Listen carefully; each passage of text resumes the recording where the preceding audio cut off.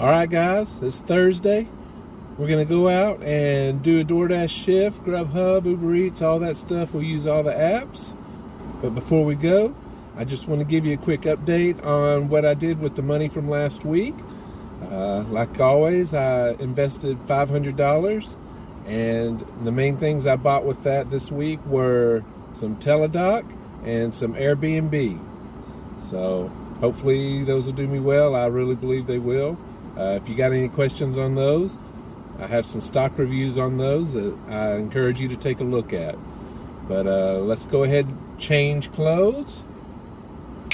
Alright guys, let's go see if we can make some money. Since I'm retiring and moving back to Arkansas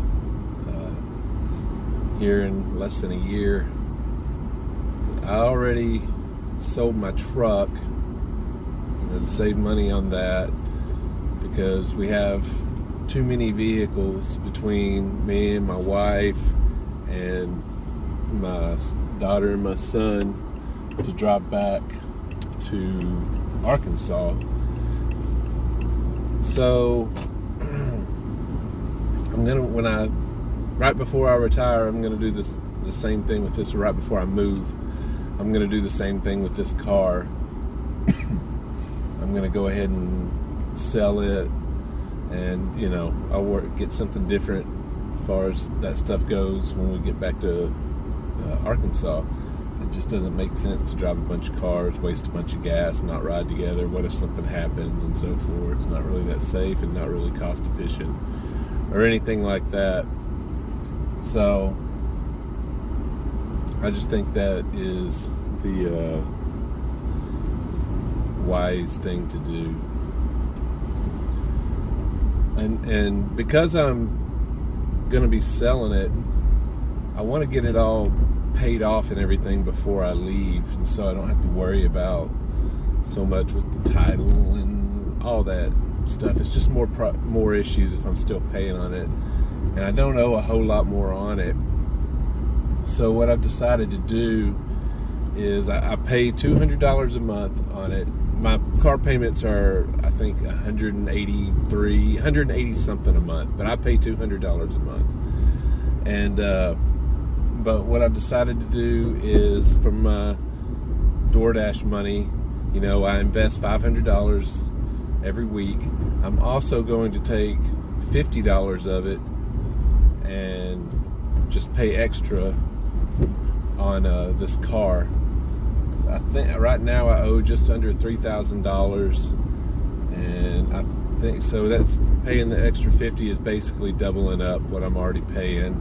So I think that it should have it paid off within 8 or 9 months. So hopefully I'll have it paid off before I go. And if not, if that doesn't do it, I'll pay whatever little bit is left off just straight out to get it done. I mean, it saves on interest too. It's just that much less I have to pay interest on, so it saves money there also. It's just, the less in debt you are, the less it costs you in the long run. So that's just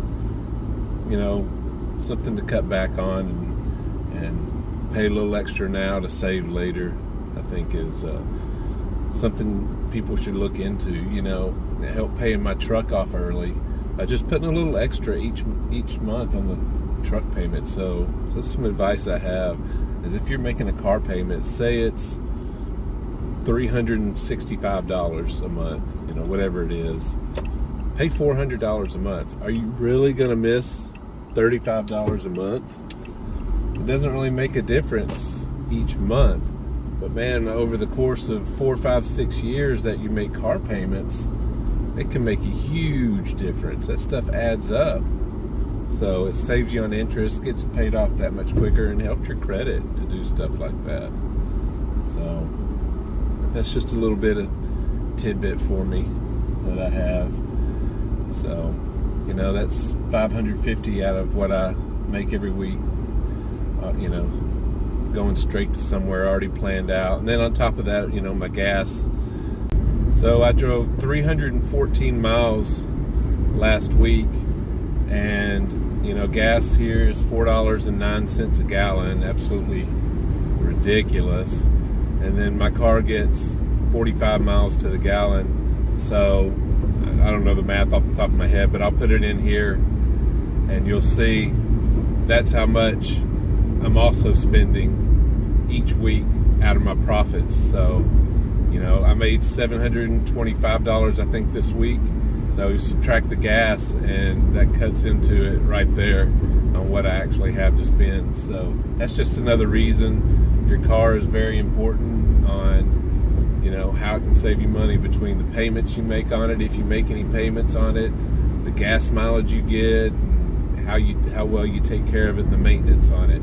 Car is very important when you're gig driving, doing food delivery and stuff, as far as your profits go. It can save you a ton of money, or it can cut into your profits a great, huge deal. All right, we got a DoorDash order for $8.75, only a couple miles.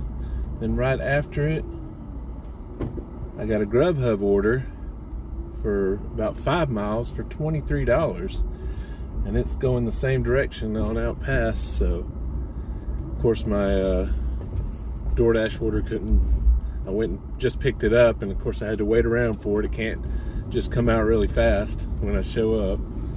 That's all right. Heading over to get my Grubhub order, and then I'll go drop them off.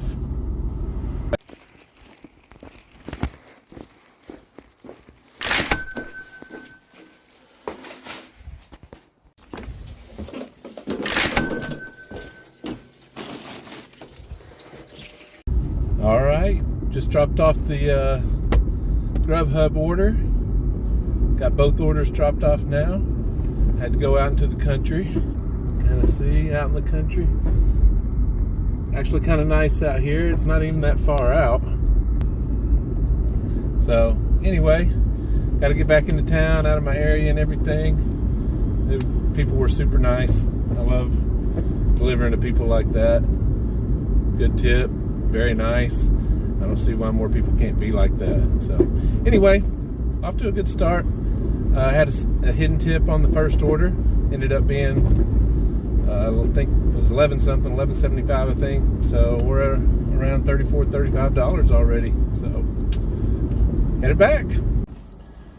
Well, I'm doing something I said I wouldn't do. I took a Popeyes order, and I'm in this drive-through because their lobby's always closed, but it was $12.75 for 4.5 miles. So it's early enough. I thought I'd give it a try, and the line looked short enough. I thought I'd give it a try. So hopefully it'll be all right. Sometimes their lines will take forever. Sometimes they don't. But then a lot of times they're out of stuff, and man, it can be a huge pain. So it's it's a risk I'm taking. I hope it pays off for me. I guess I'll find out. All right, I got that one dropped off without too many issues.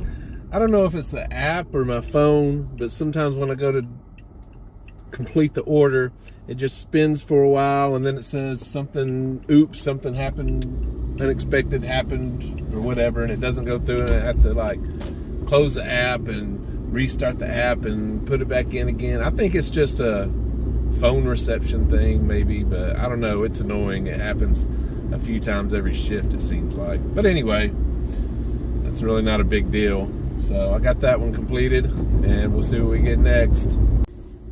All right, it's a little slow tonight, but it took almost 10 minutes to get an order, but finally got another order. Stack order, only 2.8 miles, $14.50. So not too shabby. Not the best, not the worst. I'll take it.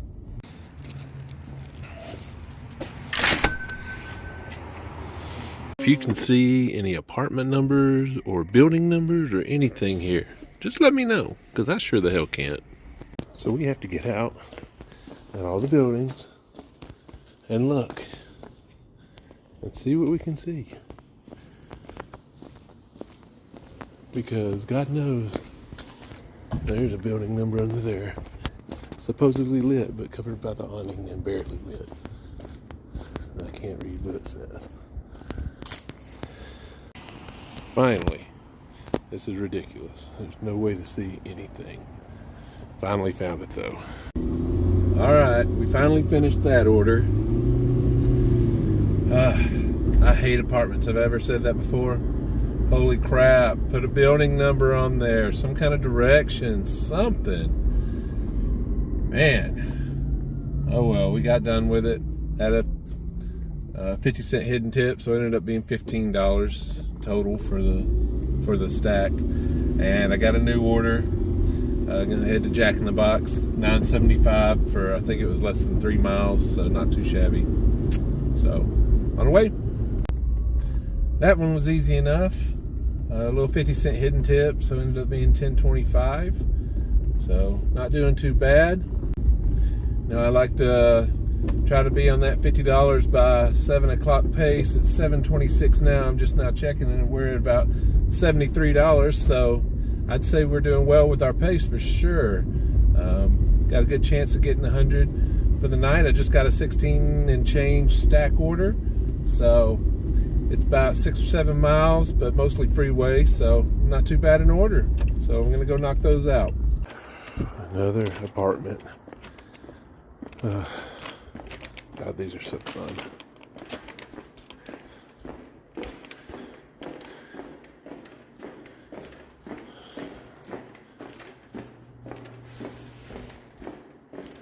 It looks like I am going the wrong way for it. Cannot find what I'm looking for. I love looking for these. It's so much fun.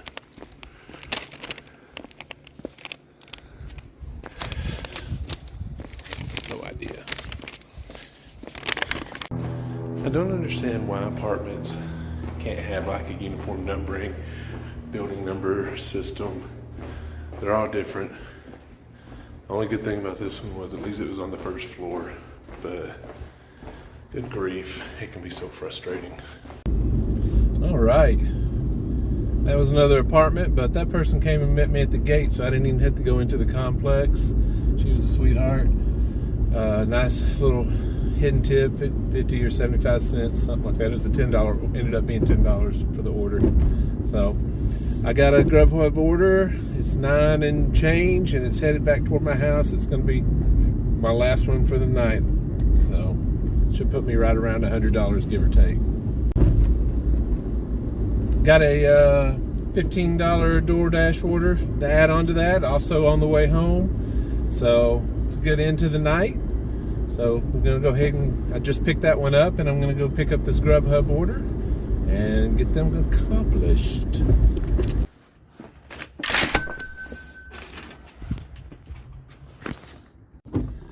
All right, just dropped off the last one, Grubhub order, and then that was the one I just did was the DoorDash order for 15. So I think I'm gonna call it a night, head home. I think I made about $110 tonight. So I'll take that on a Saturday night. So definitely on a Wednesday night. It's a pretty good night. And other than a bunch of apartments, it was a fairly easy night. I even had a couple first floors, which is unusual with apartments.